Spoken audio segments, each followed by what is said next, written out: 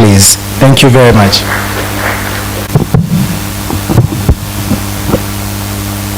Your Excellency, Right Honorable Raila Odinga, the Professor Benso, the UN Special Rapporteur, my colleagues from the African Union, Dr. Litha Christopher Kayoshi, my colleagues, practitioners in the prevention of violent extremism space. I stand before you here this morning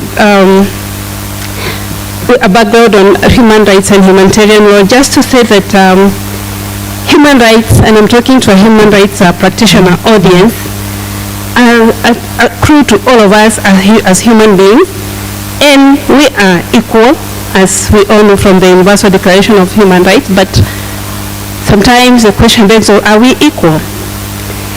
We all know that we are equal, but we come in a variety of groups influenced by genetics and environment. We grow up in varied spaces with different climate and socio-cultural norms. We carry bias with narrow worldviews that fail to recognize the diversity of everyone, and we want to fit everyone into a local frame. And therefore, we struggle with equality and inequality and equity in the sharing of power and resources. Conflict has been second nature to man. Men and women have been adjudged as inherently selfish, wanting everything for ourselves.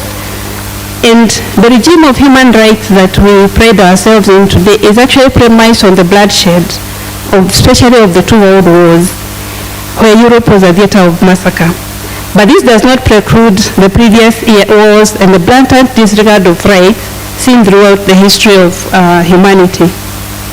We will be narrowed down to terrorism, and to be specific, the kind of terrorism that has manifested especially in our region in Africa in the last 3 decades. It is intertwined with intolerant ideologies that shape individuals within communities to hate those who are not part of the in-group. This hatred grows almost in a discernible pattern and leads to violence. In his book on the psychology of terrorism, Adrian Sick says that violent extremism is not simply about physical suffering, it's about making a psychological impact. It's about psychology, about the creation of a wider sense of terror, and partly about winning a psychological battle of hearts and minds. So inevitably, counterterrorism must also not just be in the physical space, but also have the psychological dimension to be effective. And ignoring the psychology of terrorism is to miss the crux of the problem. But let's have a discussion on the salient issues that when we think about terrorism and human rights, we need to boldly delve into the issue that we deal with. When human beings want to justify violence against others, the first thing they do is dehumanize. They dehumanize the people that they want to attack, while extolling themselves of being of a better pedigree. And these terrorists have done by using inanimate terminology to refer to others as pigs and dogs, so that to refer to those they consider the outgroup, so that if they are not human, then they have no right, especially they have no right to live, and therefore it is justifiable to kill them. Terrorists also do not care for human or humanitarian rights while carrying out their campaigns. The battlefield is very uneven. It gives undue advantage to them. They can target civilians with no regard to distinction or proportionality. They use human shields because they know that counter-terrorist actors, mostly beings above by rules of humanitarian law. And this in turn gives a temptation to the counter-terrorist actors to repay in equal measure. Counter-terrorism can be emotive. Terrorists do not just dehumanize their direct victims, because the modus operandi is so unregulated, it's gruesome, it attacks savage counteraction. A soldier in battle seeing his compatriot and friend blown up in pieces or decapitated can experience temporary insanity and deep-seated trauma and hatred. The Mosaic concept of an eye for an eye and a tooth for a tooth is enlivened. This can be directed at the terrorists, of course, but also at others that may by whatever kind of affiliation, innocent or otherwise, are perceived to be related to the terrorists. Terrorists also use intelligence to plan and execute their attacks, and in many jurisdictions, The technicalities of the crime of terrorism have not been appreciated. It is highly compartmentalized. One may plan but not execute the attack, yet he is privy to the entire plan. One may move explosives but not make the suicide base, yet he will know that in the process of moving explosives, they are for a nefarious purpose, most likely to blow up people. Proving both the mens rea and the act is real can be an uphill task, and the evidential threshold of beyond reasonable doubt may sometimes seem unachievable, thus discouraging action within the criminal justice system. Terrorism is also very expensive. The hardware and the software of it, the cost of human lives, calls for alternative means. That said, it has been proven that abuse of human rights begets more violence and more abuse. It's a vicious cycle. It actually brings competition on the abusers to outdo each other. It spreads fear, increases hatred, overflows to the innocent and vulnerable, and causes more polarization and feeds into the narrative of terrorists.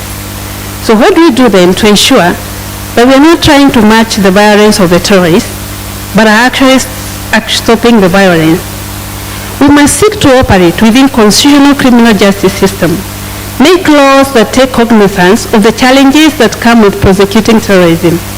In Kenya, for instance, the Prevention of Terrorism Act has been amended to take cognizance of the fact that investigating terrorism takes time, and arrests may have to be made prematurely to disrupt a planned attack. The law that provides that while suspects must be presented to court within 24 hours of arrest, the courts can grant delays of lawful detention upon request to allow for further investigations. It's also important to bring all agencies dealing with terrorism together to ensure that they ride on each other's strength in defending and disrupting terrorist acts. And Kenya has done very well on this multi-agency approach. But most importantly, and this is what we do for our organization day to day, we must immunize communities against violent ideologies. That let them understand, we must let them understand how terrorists operate. We must let them understand their strategic vision and their tactics. We must let communities take it upon themselves to identify gaps within which that are exploited by violent extremists. The strategy we implement that countering violent extremism is a plan of action that rallies communities through networks. We have networks of women, we have male mentorships, we have youth networks, psychological support groups, interfaith groups, and national actors, political or otherwise, that give effect to the meaning of, to the county action plans that every county has in this country to deal with the violent extremism. And this is coordinated with a very wide component of sector called the County Engagement Forum, made up of civil society, the media practitioners, the security actors, community leaders, faith leaders, educators, women, the youth, everyone in the society, into what is not just a critique but a practical exercise of the whole of society approach. It is both sustainable and cost-effective. It is important to know that communities have the power to resist violent extremism if they are enlightened and supported and coordinated to be the implementers themselves, and states only standing to empower them to know and to support them in this. So we must let them take up that narrative and support them in driving that effort. But it is also very important to mount social, cultural, and economic rights onto the pedestal on which they belong. There has been a lot of emphasis on civil and political rights. While these are important, they are not the only ones that must reach the zenith for equality of human beings. It is very important that we recognize that human rights are not just the civil and political ones, but that it is the socio-economic rights are also a priority, and that states take effort to make sure that they are also achieved.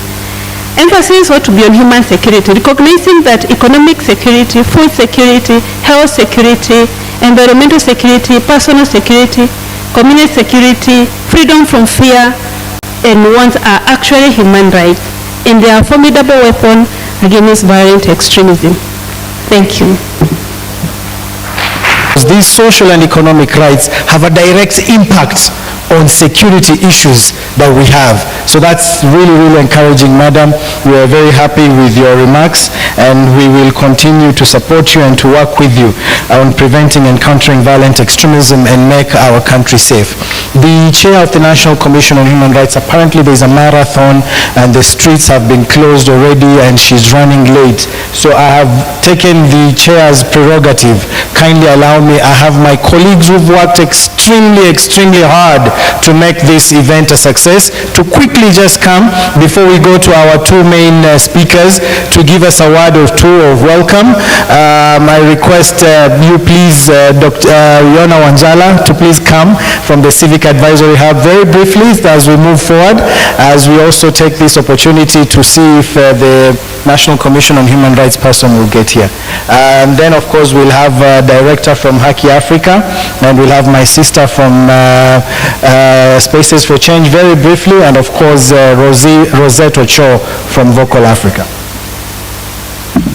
Khalid, our chief guest, Baba Raila Amolo Odinga, our brother, friend in the human rights family, none other than Professor Ben. So, our brother from the AU, our sister from the African Commission on Human Rights, Human and People's Rights, our director, City Kenya, and our financial supporter, none other than George Kagoro, and others absent in the house, Ford Foundation, Mott Foundation, and others. Ladies and gentlemen, you're welcome to this inaugural activity and event of the Pan-African Conference, organized by a collective of civil society organization, as making and contributing a brick to countering terrorism in Africa. Can you clap for yourselves? Colleagues, this is a key moment to us to contribute in finding African solutions to African problems. It is a statement that sounds right. It's a statement that sounds appealing, but sometimes we ask ourselves exactly what is the African solution to African problems. When we talk about terrorism, sometimes we so much think about kinetic approaches that instead worsen the situation. But I think we also need, in African solution, to yet consider more preventive approaches that go to the root cause of the problems. Our chief guests, we are happy of the strides you are taking, but I think it's the time again to echo that you associate yourself with some of our pleas as part of the main causes of terrorism in Africa, that the world focuses attention, that Africa is a recruitment ground, Africa is a financing ground. The elements of leadership deficit that Africa needs to address, the elements of failed state that Africa needs to address, the elements of kleptocracy, the elements of glorifying authoritarianism. And I think through this, we shall be addressing the core. We are in this as members of the civil society because we believe that fighting terrorism is a right and a responsibility for all. Gone are the days when it used to be left to the uniformed officers. And in this, I welcome all of us to find a solution, to make a contribution for a peaceful Africa. Thank you and have a good time. Key to it, before you leave, you must have at least over 10 friends that you should network with in this particular event. It's one thing to collaborate, but it's key to network. Thank you. Thank you. Thank you, Hussein. Our chief guest, the Right Honorable Raila Odinga, UN Special Rapporteur, Professor Ben Sol, our sister from the NCTC, Dr. Roslyn Nyawira, our sister from the Kenya National Commission on Human Rights on her way, Roslyn Doreen, Dr. Litha Musimi Ogana, Commissioner, African Commission on Human Rights and People's Rights, our brother Christopher Kayoshe from the African Union, our sponsor, Brother George Kigoro from Open Society Foundation,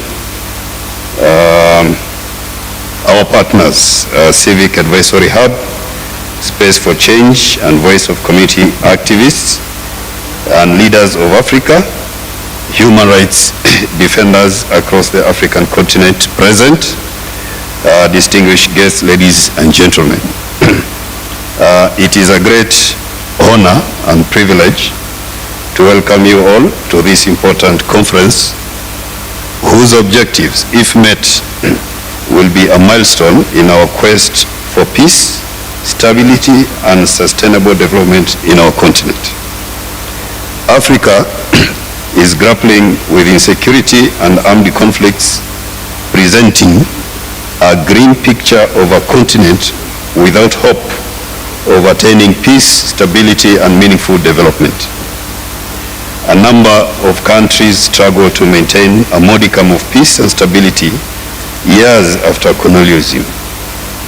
We mourn for countries like Sudan, Libya, Democratic Republic of Congo, Somalia, to name but a few countries that have the potential of being economic giants of the continent but are retrogressing due to lack of peace and stability in their countries.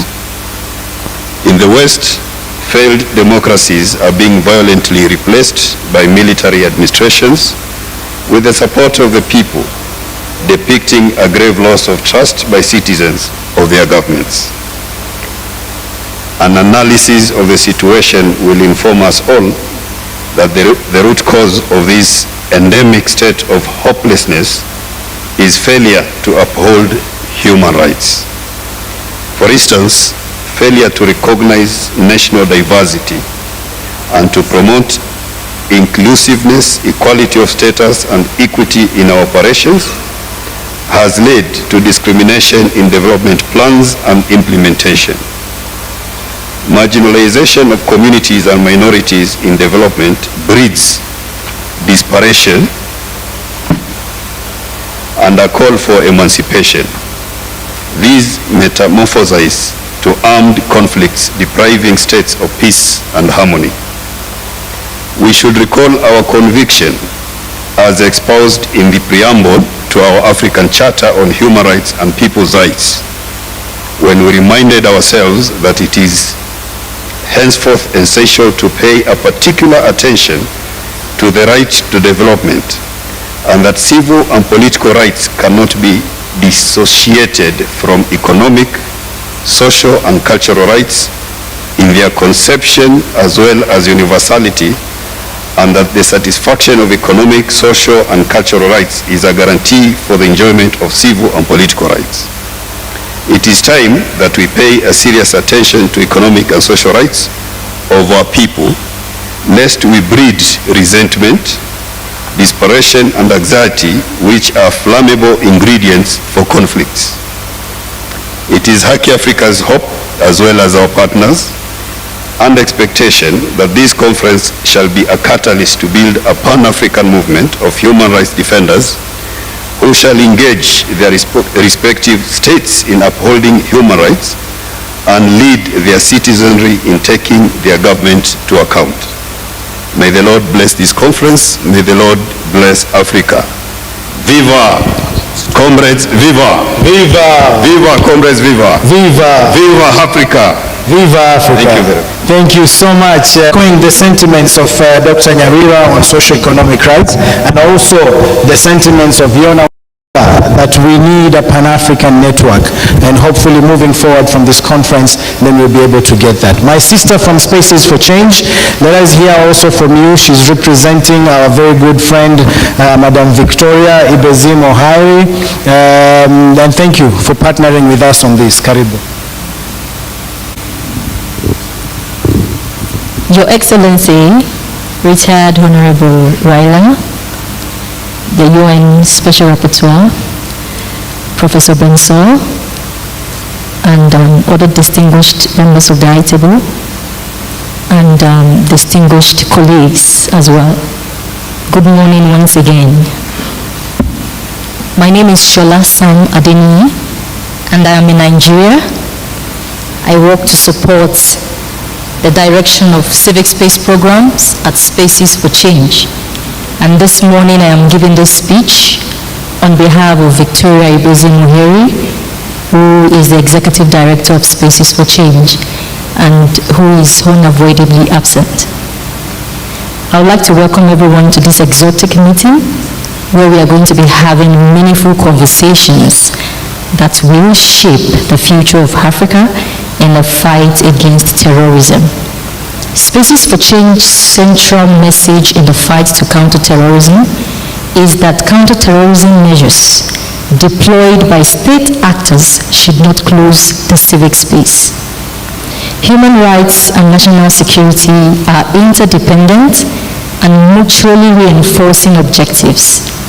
In other words, human rights must lie at the center of efforts to preserve the security of African states in line with the Common African Defense and Security Policy and within the spirit of finding African security solutions. Counterterrorism efforts in Africa have intensified, particularly in the sub-region, following the increase in terrorism-related deaths. Evidence has shown that sub-Saharan Africa recorded the largest increase in terrorism deaths, rising by 8% in 2022 compared to the 2021 death rate. This is by the Global Terrorism Index.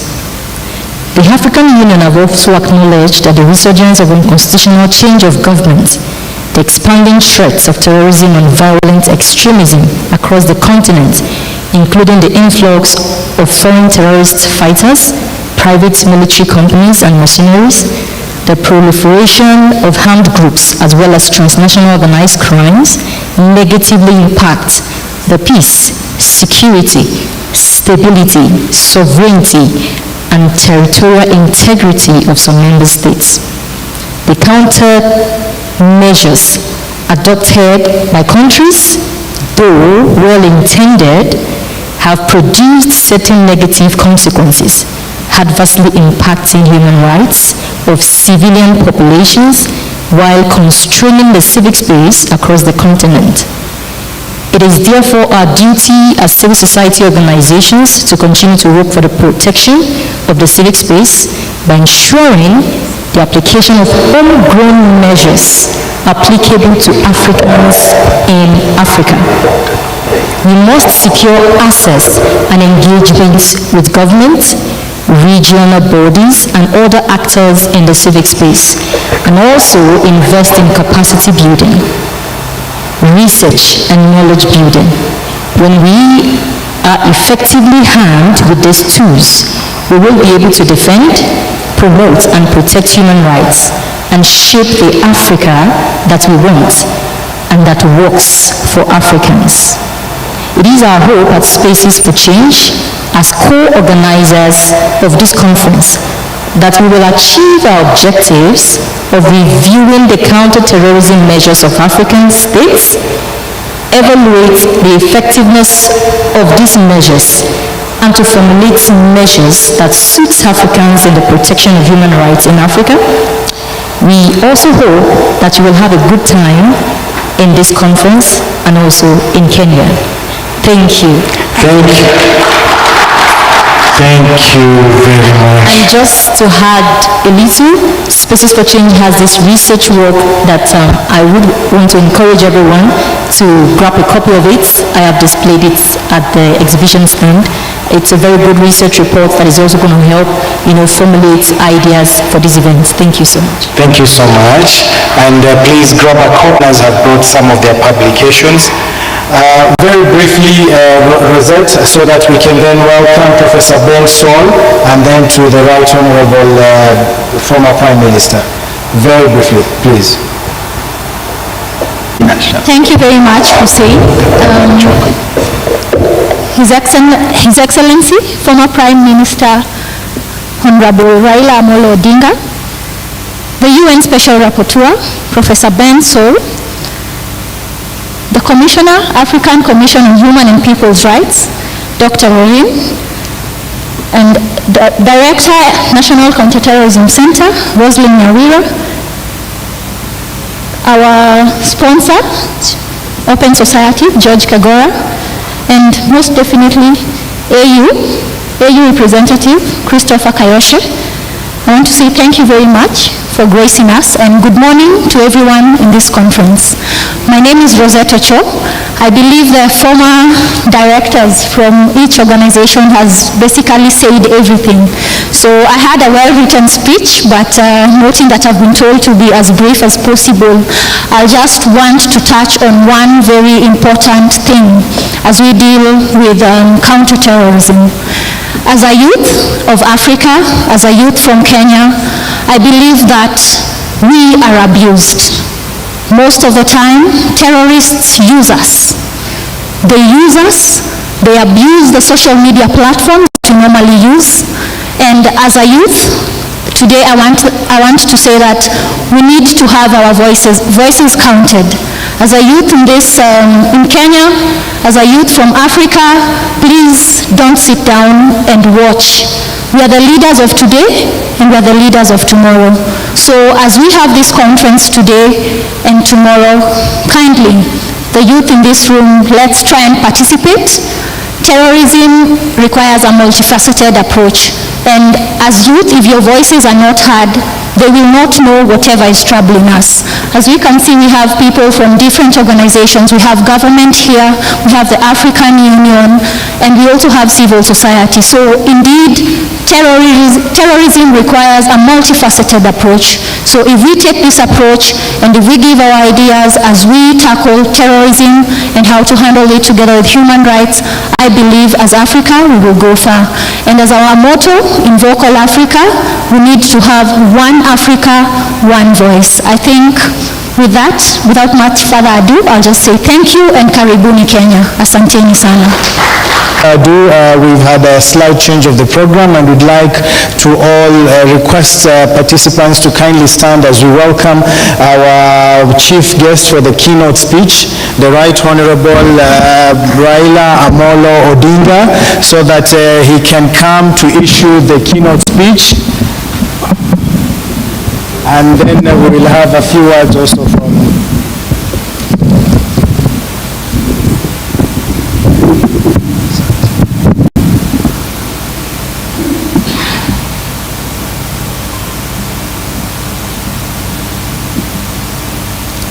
you will be seated.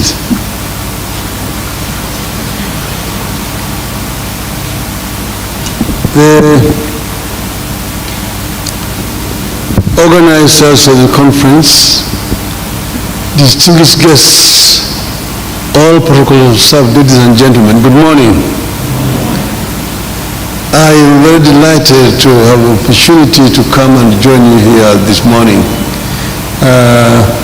I'm pressed for time because of another engagement, but I'm very happy to see people who have come from different parts of the continent come here, gather in Nairobi, the city in the sun, to talk about a very fundamental issue. Let me take this opportunity to thank the organizers of this meeting, the UN Special Rapporteur, Ben Sol's office, Vocal Africa, Spaces for Change, Haki Africa, and Civic Advisory Hub for such an important gathering. At this gathering, I'm reminded of the profound responsibility that we carry as leaders and representatives of our beloved continent. As a continent, Africa is brimming with diversity, rich culture, and boundless potential. We want to add here that Africa is the richest continent on the planet Earth as far as the resources are concerned. It's a paradox.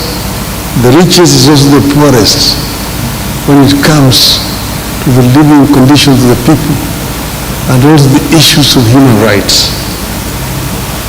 We are a continent that has weathered storms of adversity, emerged triumphant from the shackles of colonialism, and stood resilient in the face of daunting post-independent obstacles and challenges. Despite our resilience, we continue to grapple with the persistent threats of terrorism and the imperative of upholding human rights for all our citizens. Terrorism, in its many forms, seeks to destabilize our nations, undermine our democratic institutions, and sow seeds of fear and division among our people. It preys on the vulnerable, exploits the marginalized, and seeks to extinguish the flame of hope that burns within every African heart. But let us be clear. Terrorism shall find no sanctuary on our shores, and we shall not falter in our resolve to combat this scourge with every fiber of our being. However, in our unwavering pursuit of security and stability, we must never lose sight of the fundamental principles that define our humanity. Human rights are not negotiable. They are the cornerstone upon which our societies are built and the bedrock upon which our collective features rest. We cannot and must not sacrifice the rights and dignity of our people at the altar of security. Instead, we must strive for a balanced approach that ensures the safety of our citizens while upholding their inherent rights and freedoms. As I seek to become the chair of the African Union, given the opportunity, I pledge to lead with integrity, compassion, and a steadfast commitment to advancing the twin objectives of human rights and counterterrorism. I will work tirelessly to strengthen the capacity of our member states to combat terrorism through coordinated efforts, intelligence sharing, and targeted interventions. Simultaneously, I intend to champion initiatives that promote respect for human rights and fundamental freedoms, foster inclusivity, and empower our citizens to become agents of positive change in their communities. The struggle for promoting human rights while countering terrorism is no mean task to be achieved by any one individual. It must be a collective effort.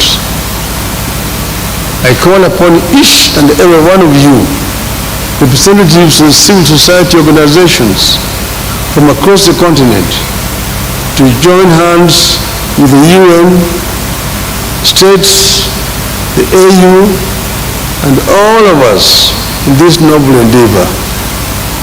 Your voices are powerful catalysts for change. Your advocacy indispensable in shaping policies that reflect the aspirations and values of the African people. Together, let us forge a path towards a safer, more just, and prosperous Africa for all. In closing, let us draw inspiration from the resilience of our forebearers, the courage of those who have dared to dream, and the collective strength of our diversity. The journey ahead will be fraught with challenges, but I am confident that with unity, determination, and an unwavering commitment to our shared values, we shall prevail. With these remarks, I declare the conference open, as I also welcome you to Nairobi and our country. Thank you. Thank you very much, Baba. Thank you very much, Professor Ben Saul. From the United Nations, kindly your remarks as we then welcome the entertainment to come in. Baba has to unfortunately make his way, but we welcome you, Professor Ben Saul, to say a word or two, please.